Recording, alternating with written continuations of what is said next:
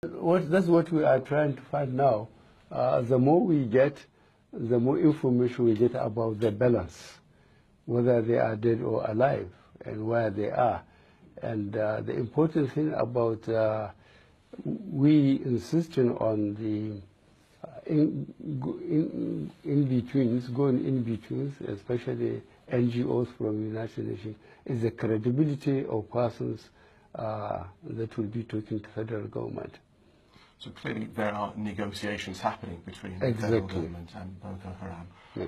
What was Boko Haram given in exchange for the release of the girls? This one I don't know until I go back. I said they were released on the morning I left.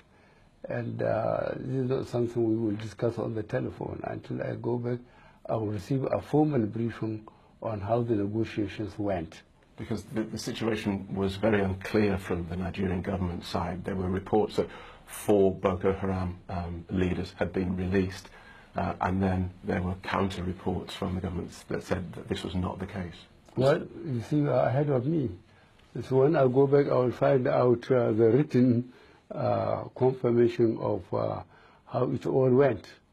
Now, one of your big election pledges was to tackle corruption, and this drive has seen you jail judges and police chiefs, even your own former national security advisor. What was the problem, as you saw it, with corruption in Nigeria? Well, I think I will tell you what we clearly understand.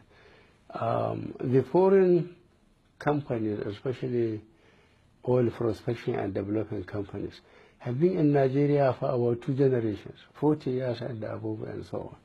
So they know the environment. They know the state that long. They continue to invest because they know the potentialities Nigeria has in oil and gas, and the capacity of their people to learn and work hard. That's why they are still prospecting in Nigeria and so on. But the